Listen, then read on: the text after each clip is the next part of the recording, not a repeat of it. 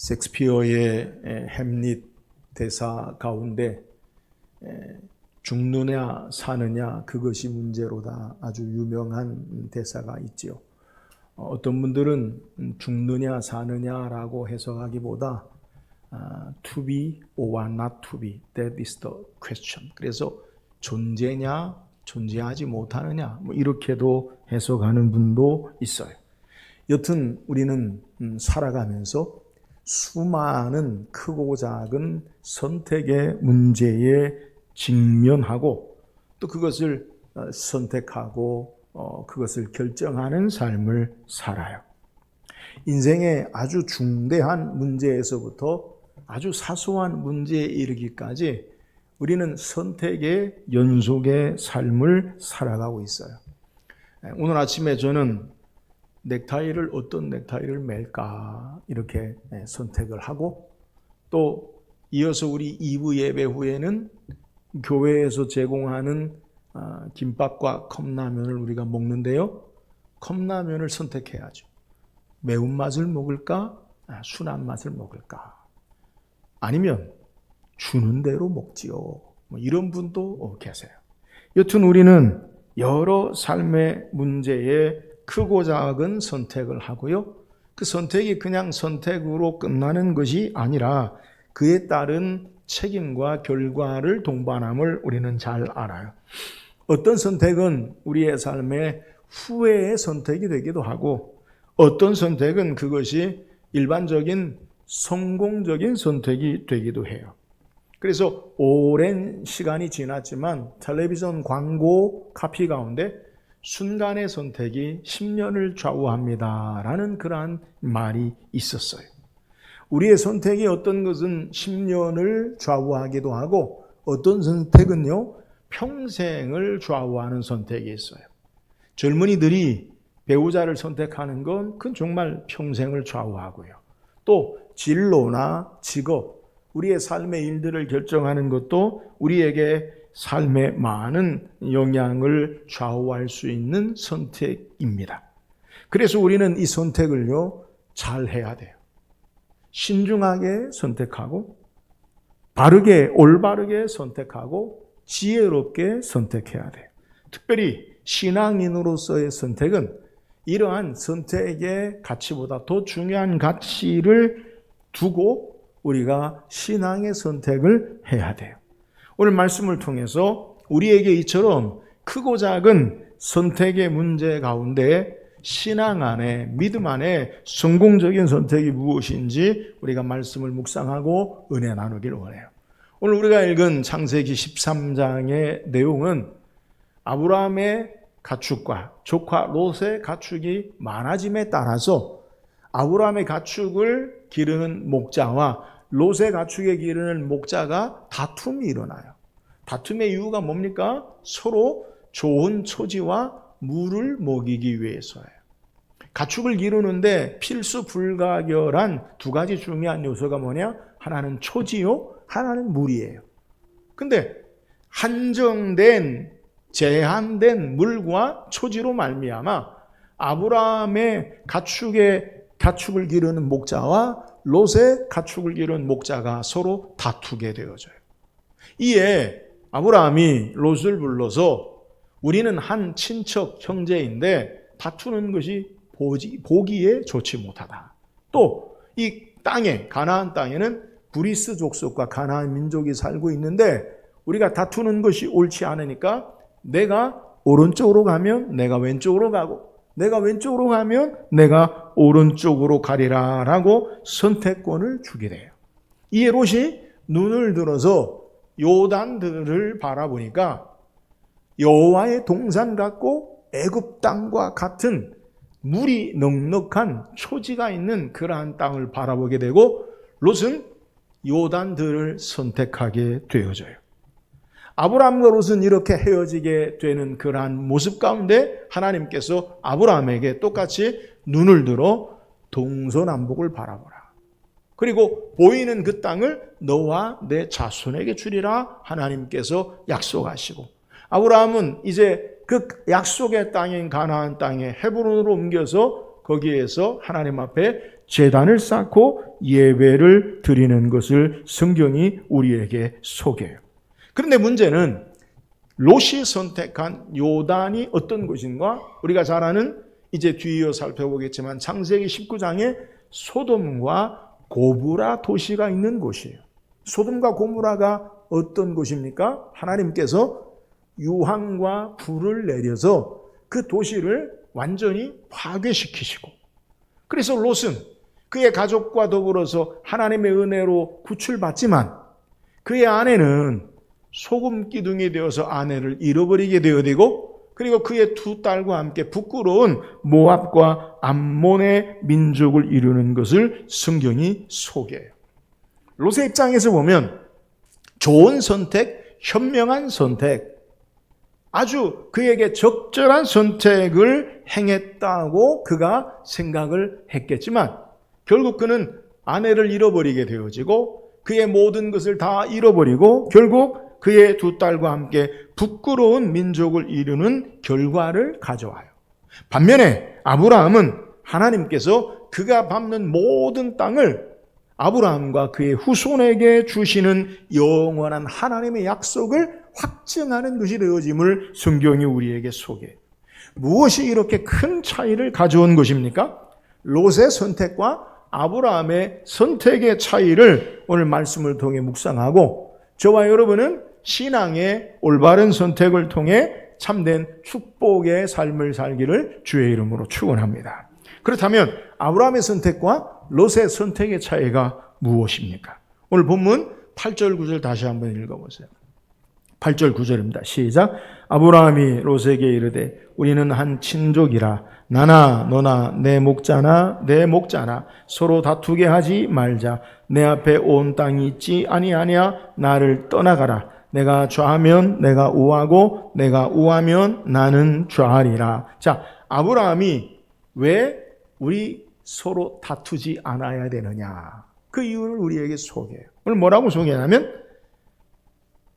아브라함이 롯에게 말하기를 우리는 한 친족이라. 본문의 친족이라고 해석된 히브리어 단어를 보면 형제라는, 형제. 그래서 신약 70인역을 보면 우리가 사도행전에서 형제들에게라고 소개하죠. 그리스도 안에서 똑같은 말이에요. 그러니까 우리는 한 형제다, 한 형제다, 한 친족이다. 그러니까 우리가 서로 다투지 말아야 한다. 아브라함이 롯에게 그 해결책으로 다투지 않는 선택권을 롯에게 주는 것을 우리에게 소개해요. 그러면 아브라함과 롯의 관계가 무엇입니까? 친족, 형제인데 어떤 친족이냐? 삼촌과 조카의 관계예요. 아브라함이 갈대아 우르에서 동생인 하란이 일찍 죽고 하란의 아들이 바로 롯이에요. 그래서 아브라함이 자기 동생 하란이 죽은 그 자녀를 자기 자녀처럼 기른 거예요. 그래서 아브라함이 자녀가 없는 그러한 삶의 모습 가운데 조카 롯이 때로는 자녀인 것처럼, 그리고 그가 이제 장성하여서 가정을 이루고 산업을, 가업을 이룰 만큼 크게 되어지는 모습을 우리에게 소개하는 거예요. 고대 사회의 가부장적인 사회, 그리고 우리가 성경을 아브라함, 이삭, 야곱을 족장이라고 부르는데, 이 족장 시대에 족장은요 막강한 절대 힘을 가지고 있어요. 자기 식솔들, 가족들에 대해서. 그래서 아브라함은 조카 롯을 불러서 롯아, 너는 이제 나를 떠나라. 쫓겨내도요 아무 할 말이 없어요. 다툼의 문제로 말미암아 이제 우리가 함께 살 수 없으니까 롯, 너는 떠나라, 나를 이제. 이렇게 말해도 상관없다는 거예요. 그런데 아브라함은 롯에게 그렇게 말하지 아니하고 아브라함은 롯에게 선택권을 주죠. 내 앞에 온 땅이 있지 않느냐? 내가 오른쪽으로 가면 내가 왼쪽으로 가고, 내가 왼쪽으로 가면 내가 오른쪽으로 가리라 라고 롯에게 선택권을 준 것을 우리에게 소개해요.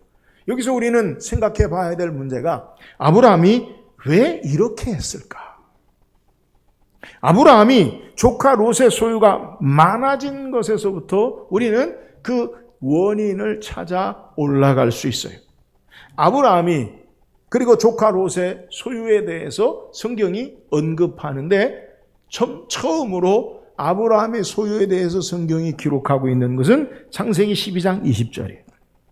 바로가 사람들에게 그의 일을 명하매 그들이 그와 함께 그의 아내와 그의 모든 소유를 보내었더라.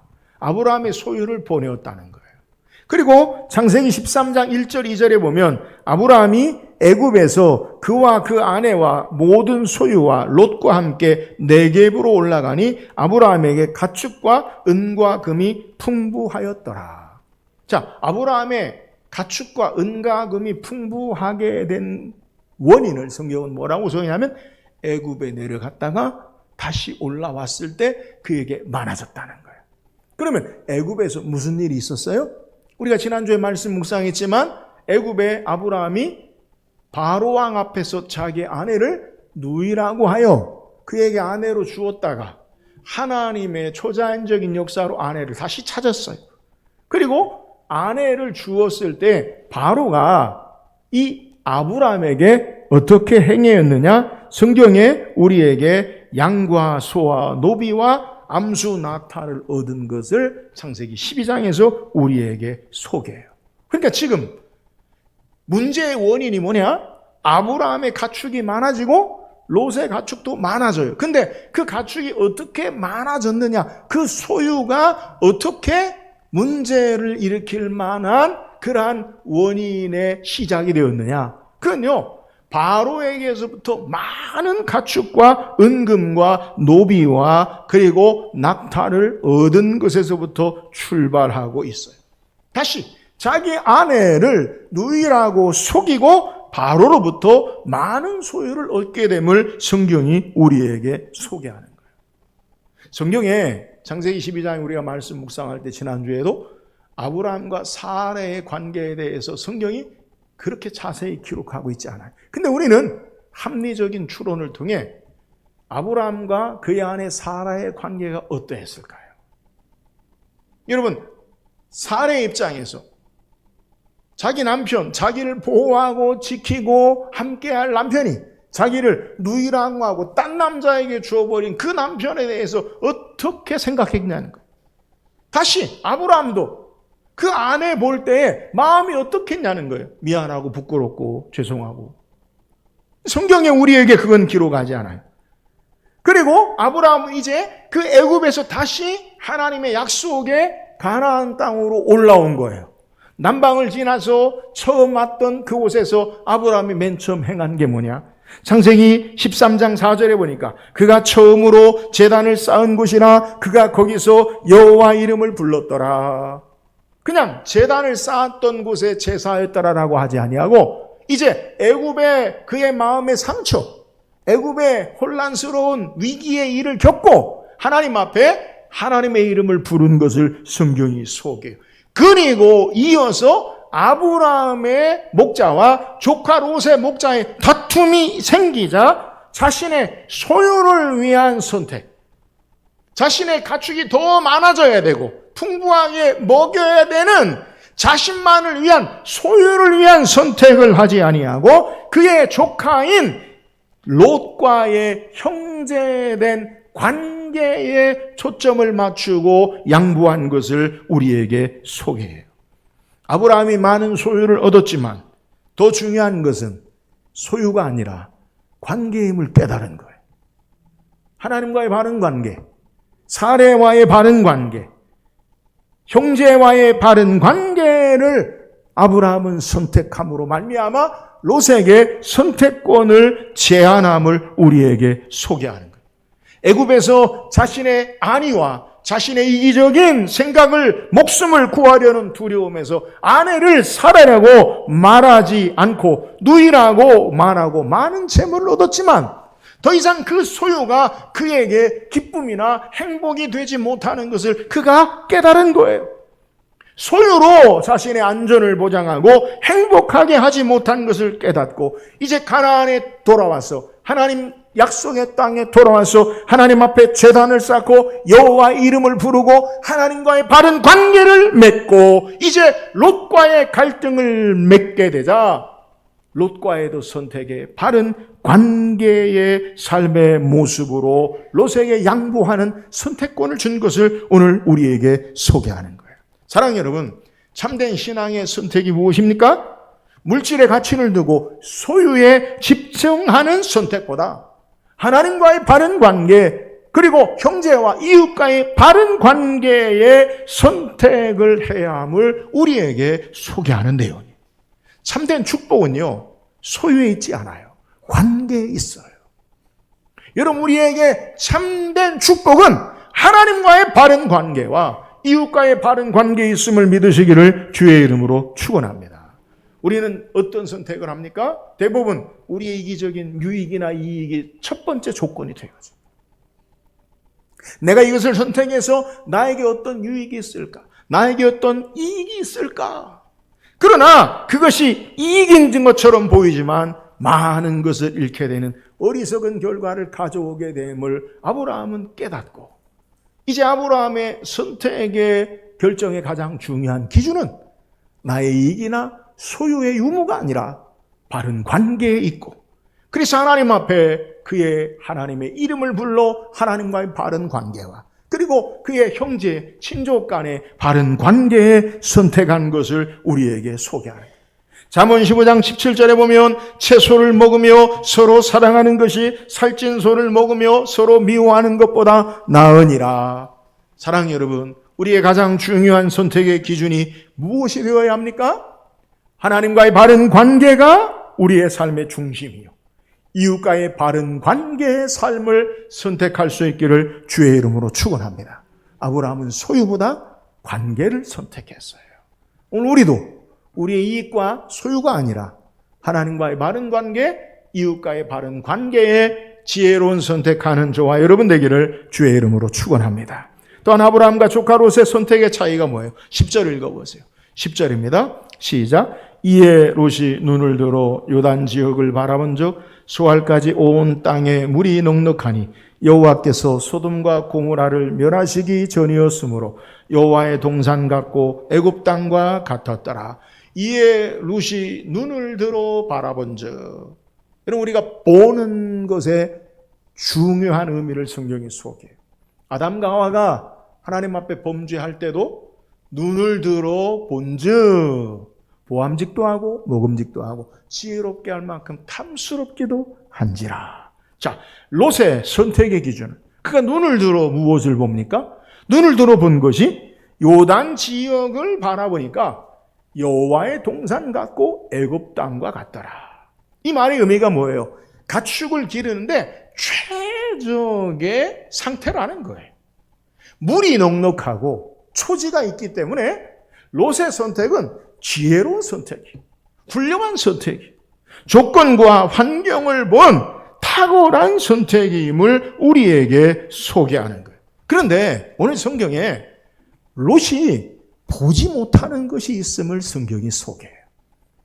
겉으로 드러나 보기에는 최선의 선택인 것처럼 보여요. 가축을 기르기에 물이 넉넉하고 가축을 기르기에 좋은 초장이 있다. 그거보다 더 좋은 선택이 어디 있겠어요? 겉으로 드러나 눈을 들어 눈에 보이는 것은 최선의 선택인데 눈에 그가 보지 못하는 것이 있음을 성경이 소개한다는 거예요. 그것이 뭡니까? 오늘 본문 13절에 보니까 소돔 사람은 여호와 앞에 악하며 큰 죄인이었더라. 겉으로 드러나 보기에는 여호와의 동산 같고 애굽 땅과 같았지만 그 안에 내면에는 여호와 앞에 악하며 큰 죄인인 것을 롯이 보지 못하는 것을 오늘 성경이 우리에게 소개하는 거예요. 오늘 우리가 무엇을 더 중요하게 보아야 하는지에 대해서 신앙의 믿음의 가치를 소개해요. 우리의 감각기관 가운데 가장 위험한 기관이요, 눈이라고 해요. 그럼 감각기관이 뭐예요? 보는 것, 듣는 것, 냄새 맡는 것, 먹는 것, 만지는 게 다 감각기관이잖아요. 근데 그 감각기관, 오감이라고 하죠, 인간의. 그 감각기관 가운데 우리에게 가장 위험한 감각기관이 뭐냐? 그게 바로 눈이라고 해요. 연세대학교 영문과 교수였던 임철규 교수가 쓴 책 가운데 눈의 역사, 눈의 미학이라는 책이 있어요. 영문과 교수인데 눈에 대해서 썼더라고요. 근데 그 책에 뭐라고 이야기하면 눈은 감옥이다. 눈이 뭐라고요? 왜 감옥이라고 표현하느냐? 보는 대로 사로잡혀 자신을 거기에 가둔다는 거예요. 그러니까 내 눈에 보이는 대로 우리의 삶이 그것에 매인다라는 거예요. 그리고 그의 책에서 그리스의 신화 가운데 오이디푸스에 대해서 소개해요. 오이디푸스는 그가 그의 어머니와 아버지로부터 왕자로 태어나는데 신탁에 의해서 그 아들이 아버지를 죽이고 어머니의 남편이 될 것이다라고 신탁이 나요. 그러니까 갓난아기를요, 아버지가 그를 버려요. 그 목동에게 죽이라고 해요.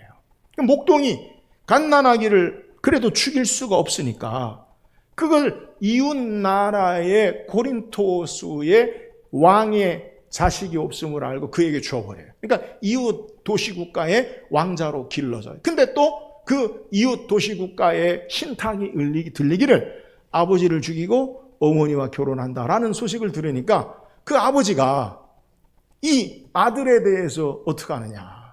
이 심각한 마음으로 이 아들이 쫓겨나요. 쫓겨나서 이 아들이 오이디푸스가 길을 가다가 옆에 이웃가에 자기의 친아버지를 만나. 친아버지인지 몰라. 길을 가는데 길을 비켜라. 너가 비켜라. 비켜라. 너가 비켜라. 그래서 싸우다가 아버지를 죽여요. 그리고 그 이웃 나라에 자기 어머니를 부인으로 맡고 왕이 돼요. 잘 다스리는데 그 나라의 도시에 역병이 일어나요. 근데 신탁이 오기를 왜 이런 병의 이유가 뭐냐? 아버지를 죽이고 그리고 자기 어머니를 부인 삼은 그 사람 때문에 이 역병이 있는 거다. 누구냐? 내가 그를 가만두지 않겠고 두 눈을 뽑아버리겠다. 그럼 결국 자신인 것을 깨닫고 스스로 눈을 빼고 그가 어두운 데로 들어가서 인생에 참된 지혜를 얻었다라는 것이 그의 책에 나오는 거예요. 여러분, 눈을 뜨고 세상을 밝게 보는 지혜를 얻는 게 아니라 눈을 감고 어둠에서 바른 지혜를 얻음을 우리에게 교훈하는 거예요. 우리도 눈을 뜨고 세상을 바르게 볼 수 있는 것이 아니라 우리의 눈을 감고 하나님 앞에 기도할 때 진정 하늘의 지혜를 볼 수 있는 눈이 열리는 것을 우리는 깨달아야 돼요. 우리는 어떻게 우리 눈에 보이는 것으로 보지 않고 더 중요한 깊은 것을 바라볼 수 있겠습니까? 중요한 것을 보이는 것보다 더 중요한 내면의 것을 볼 수 있습니까? 히브리서 11장 3절에 보면 믿음으로 모든 세계가 하나님의 말씀으로 지어진 줄을 우리가 아나니 보이는 것은 나타난 것으로 말미암아 된 것이 아니니라. 무엇으로요? 믿음으로 봐야 된다는 거예요. 보이는 것은 드러난 것이 아니라 믿음으로 하나님의 말씀으로 지어진 것을 바라볼 줄 알아야 됨을 우리에게 소개해요. 여러분, 지혜롭게 깊게 통찰력 있게 신앙인이 바라봐야 할 것이 뭐냐? 겉으로 드러난 것만 보지 아니하고 믿음으로 보아야 된다라는 거예요.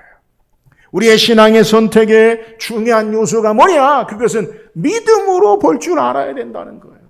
바울은 고린도후서 5장 7절에 이는 우리가 믿음으로 행하고 보는 것으로 행하지 아니함이로다. 신앙인은 보이는 것으로 행하지 않고요, 믿음으로 행하는 자라는 거예요.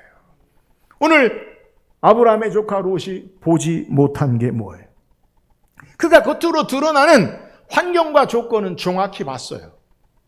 초지를 보고 물을 보고 그의 선택의 일반적인 탁월한 선택의 조건과 상황을 그가 선택한 거예요. 그러나 그가 보지 못한 게 뭐예요?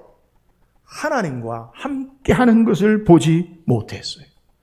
믿음의 모습이 없는 거예요.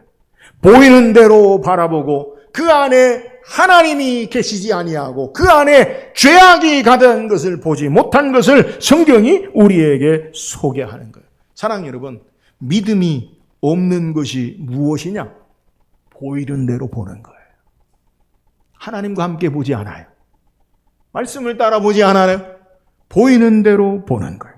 사랑하는 여러분, 저와 여러분은 보이는 대로 보지 말고 믿음으로 주님과 함께 우리의 삶을 바라볼 수 있기를 주의 이름으로 축원합니다. 하나님의 창조의 역사 가운데 우리는 하나님의 숨결을, 하나님의 역사를 바라볼 줄 알아야 돼요. 우리의 인생에 하나님의 섭리와 뜻을 바라볼 줄 알아야 돼요. 삶의 고난이나 슬픔이나 성공이나 기쁨이나 그 한정된 근시안적인 우리의 눈의 상태만 바라보는 것이 아니라 하나님 우리 인생을 다루시는 크고 높으신 그의 역사를 믿음으로 바라보고 내 삶을 바라볼 줄 아는 것이 지혜로운 삶의 모습입니다. 말씀과 함께 보고 주님과 함께 볼 줄 알아야 돼요. 그러므로 나타난 대로 보이는 대로 보는 자들이 아니라 믿음으로 주님과 함께 삶을 바라보고 선택하는 것이 지혜로운 선택이요 믿음의 선택임을 우리에게 증거하는 거예요. 사랑하는 여러분, 보이는 대로 오지 말고 말씀과 함께 주님과 함께 믿음으로 바라보는 저와 여러분 되기를 주의 이름으로 축원합니다. 또한 아브라함의 선택과 롯의 선택의 차이가 뭐예요? 14절 15절 읽어보세요. 14절 15절 시작. 너는 눈을 들어 너희 있는 곳에서 북쪽과 남쪽 그리고 동쪽과 서쪽을 바라보라.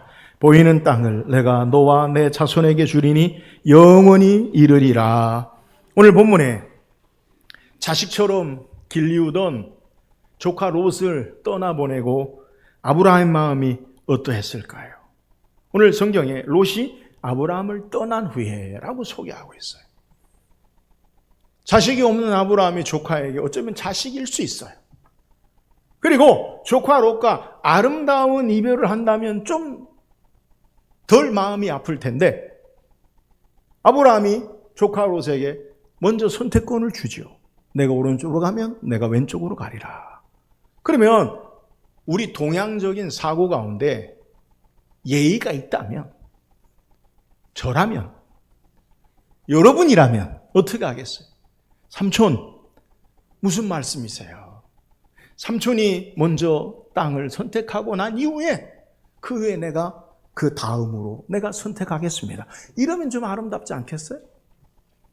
그런데 성경은 그런 말을 기록하지 아니하고 아브라함 말이 떨어지자마자 이에 롯이 눈을 들어 즉시 자기 이익과 유익을 위해서 행하는 모습을 성경이 우리에게 소개해요. 그리고 아브라함과 롯이 헤어지게 되어지는 거예요. 여러분, 아브라함의 마음이 어떠할까요? 성경에 우리에게 구체적으로 아브라함의 마음이 이렇더라라고 소개하지 않지만 성경을 통해 아브라함의 마음은 충분히 짐작할 수 있어요. 이별을 경험한 아브라함의 마음, 상심과 그리고 우울감과 절망과 때로는 배신감과 분노가 차오를 수 있어요. 저는 목회자로서 다른 분들보다, 성도들보다 이별을 많이 경험해요. 우리의 일반적인 헤어짐이라는 게 어려서 부모를 떠나고 군대에 가고 친구와 이별하고 결혼을 하고 사랑하는 사람을 잃어버리고, 이게 이제 일반적인 이별의 모습이죠. 목회자는요, 더 많은 이별을 경험해요. 사역에 있어서, 사역의 특성상 교회의 사역에 있어서 교회가 다른 교회로 옮겨지거나, 또 제가 부교육자로 있을 때도 한 곳에 계속 있을 수 없으니까 부교육자의 삶에 이별을 해. 근데 그거는 내가 원하는 이별이기보다도, 그렇다기보다도 어쩔 수 없는 이별이 많아요. 목사로서요, 원치 않은 이별이 많이 있어요. 때로는 성도들을 먼저 천국에 보내기도 하고, 또 이사를 통해서 먼저 다른 곳으로 보낸 이별도 있고요. 때로는 여러 가지 문제로 말미암아 이별을 경험해야 돼요. 여튼 일반적인 이별보다 저는 많은 이별을 경험해요. 많은 이별을 경험하니까 익숙해지고, 때로는 많은 이별 때문에 무뎌질 만도 안 돼요. 이별을 경험할 때마다 가슴이 무너지고요, 메어져요. 아프고 힘들어요. 변하지 않지만 잠 못 들고요, 아프고 힘든 경험이 많이 있다는 거예요. 여러분, 아마 아브라함도 이런 마음일 거예요. 사랑하는 조카 롯을 그래도 좋지 않은 감정에 떠나보낼 때 그의 마음이 어떻겠어요? 이렇게 아픈 마음을 가지고 있을 때에 어떻게 하나님께서 역사하시느냐? 오늘 성경에 우리에게 소개할 때에 롯이 아브라함을 떠난 후에 여호와께서 아브라함에게 이르시되, 하나님이 아브라함에게 말씀하세요. 너는 눈을 들어 너희 있는 곳에서 북쪽과 남쪽 그리고 동쪽과 서쪽을 바라보라. 보이는 땅을 내가 내 자손에게 주리니 영원히 이르리라. 여러분, 똑 똑같이 롯이 눈을 들어 바라보고요. 아브라함도 오늘 성경에 아브라함도 눈을 들어 바라보는데 무엇을 바라보느냐? 하나님의 약속의 말씀을 따라 바라보게 하심을 오늘 성경이 우리에게 소개하고 있는 내용이에요. 여러분, 타이밍이 기가 막히죠. 상실과 분노와 배신과 우울한 삶 속에 주께서 말씀으로 눈을 들어 동쪽과 서쪽, 남쪽 바라보라. 약속의 말씀을 주세요. 여러분 기억하세요. 우리의 마음이 때로는 상처가 되고 어렵고 힘들고 우리 자신이 깊은 절망에 있을 때 여러분 거기 있지 말고 하나님의 약속의 말씀으로 여러분의 삶을 바라볼 수 있기를 주의 이름으로 축원합니다. 오늘 성경에 하나님께서 아브라함에게 똑같이 눈을 들어 바라보게 하시는데 롯은 그의 마음의 객관적인 좋은 상태와 그의 이기적인 욕심의 상태로 보게 하고 아브라함은 하나님의 약속의 말씀을 들어 바라보게 하심을 통해 그를 위로하시고요 새롭게 하세요. 하나님이 그에게 보게 하시는 것이 무엇입니까? 약속의 말씀을 따라서 하나님을 바라보게 하세요. 오늘 15절에 보이는 땅을 내가 너와 내 자손에게 주리니 영원히 이르리라. 보이는 땅을 내가 너와 내 자손에게 주리라. 하나님께서 보게 하시는 것, 그건요 오늘 삶의 현재와 내일에 이르기까지 하나님의 신실한 약속을 붙잡고 바라보게 해요. 지금 당장 눈에 보이는 것만 보는 롯과 달리 너와 내 자손에게 주리라. 하나님의 약속의 말씀을 바라보고 아브라함에게 위로와 힘을 줌을 우리에게 소개하는 거예요. 지금 눈에 당장 보여지는 것이 아니라 너와 내 자손에게 영원히 주시는 하나님의 약속의 말씀을 바라보고 아브라함에게 참된 축복의 삶으로 이끄심을 우리에게 소개하는 거예요. 다시 16절에도 내가 내 자손의 땅에 티끌 같게 하리니 사람의 땅에 티끌을 능히 셀 수 있을진데 내 자손도 세리라. 지금 자식이 없어요, 아브라함에게. 근데 뭐라고 그래요? 땅의 먼지처럼 너의 자손이 많아지리라. 이게 뭐예요? 하나님의 약속을 바라보고 신뢰하는 것을 우리에게 소개하는 거예요. 아브라함의 눈을 들어 롯처럼 현실에 나타난 보이는 환경과 조건, 이기적인 것을 바라보는 것이 아니라 아브라함에게 눈을 들어 하나님의 약속을 바라보고 하나님을 신뢰하고 나가는 것을 우리에게 소개하는 내용이에요. 여호와 하나님의 약속의 말씀으로 보게 하시고 당장 눈에 보이는 것으로 보는 것이 아니라 신실한 약속의 말씀, 하나님을 바라보고 신뢰하게 하시는 것을 우리에게 증거하는 거예요. 이 아브라함이 어떻게 합니까? 18절에 이 아브라함이 장막을 옮겨 헤브론에 있는 마므레 상수의 수풀에 이르러 거주하며 거기서 여호와를 위하여 제단을 쌓았더라. 여호와 하나님의 신실한 약속의 말씀을 바르고 그리고 바라보고 따라가며 이제 하나님을 예배하는 제단을 쌓음으로 하나님을 신뢰하고 섬기는 선택을 행하는 모습을 아브라함을 통해 우리에게 증거하는 거예요. 여호와 하나님의 약속의 말씀을 바라보고 여호와 하나님을 섬기고 하나님을 예배하는 삶의 선택이 아브라함의 선택인 것을 오늘 우리에게 증거하는 거예요. 사랑하는 여러분, 우리의 신앙의 선택이 무엇이 되어야 합니까? 믿음의 선택은 여호와 하나님의 약속의 말씀과 함께 바라보는 거예요. 하나님의 약속을 붙잡고 선택하는 거예요. 하나님을 신뢰하고 예배하는 삶을 선택하는 거예요. 이것이 바로 참된 위로와 힘과 용기와 축복이 되어짐을 우리에게 소개하는 거예요. 사랑하는 여러분, 신앙의 선택을 하세요. 당장 눈에 보이는 것만 보지 말고 여호와 하나님의 신실한 약속의 말씀을 바라보고 하나님을 의지하고 예배하는 삶을 선택함으로 말미암아 참된 축복의 삶을 살기를 주의 이름으로 축원합니다. 근본적으로 아브라함과 롯의 선택의 차이는 약속의 땅이 있느냐, 약속의 땅이 있지 않느냐는 거예요. 여러분, 요단은 하나님이 아브라함에게 내가 내게 지시하는 보여준 땅이 아니에요. 요단강을 중심으로 요단 서편이 가나안 약속의 땅이에요. 요단 동편 요단의 소돔과 고모라 성, 그것은요 하나님의 약속의 땅이 아니에요. 아무리 좋은 선택이라도 하나님의 약속의 땅이 아닌 그곳에는 망하는 삶의 모습이에요. 아브라함에게 하나님의 약속을 신뢰하고 하나님 바라보게 하는 그 땅이 축복의 땅임을 우리에게 소개하는 거예요. 오늘 저와 여러분은 하나님의 약속의 말씀을 신뢰하고 말씀과 함께 하나님과 함께 하나님을 예배하는 축복의 삶의 선택이 있기를 주의 이름으로 축원합니다. 오늘 성경 우리에게 아브라함과 롯의 선택과 결정의 모습을 소개해요. 하늘과 땅에 집안이 온통 망하는 부끄러운 삶의 선택이냐, 진정한 축복의 선택이냐, 이것을 우리에게 소개해요.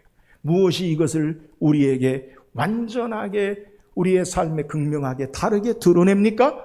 아브라함은 소유보다 관계의 삶에 초점을 맞추고 선택했어요. 하나님과의 바른 관계, 이웃과의 바른 관계의 지혜로운 선택에 저와 여러분의 선택이 되기를 주의 이름으로 축원합니다. 아브라함의 선택과 롯의 선택의 차이가 뭐예요? 보이는 대로 보는 것이 아니라 믿음으로 하나님과 함께 보는 선택을 우리에게 요구해요. 우리의 눈에 보이는 대로 우리의 삶이 선택하지 말고 믿음으로 선택하는 저와 여러분 되기를 주의 이름으로 축원합니다. 아브라함과 롯의 선택의 차이가 뭐예요? 하나님께서 아브라함에게 눈을 들어 하나님의 약속과 하나님을 신뢰함과 하나님을 예배하는 삶을 선택하게 하는 것, 그게 아브라함의 눈을 들어 보게 하시는 거예요. 오늘 우리의 선택이 눈에 보이는 대로 보지 말고 하나님의 약속의 말씀과 함께 하나님과 함께 하나님을 예배하는 하나님 중심의 바른 신앙의 선택이 있기를 주의 이름으로 축원합니다.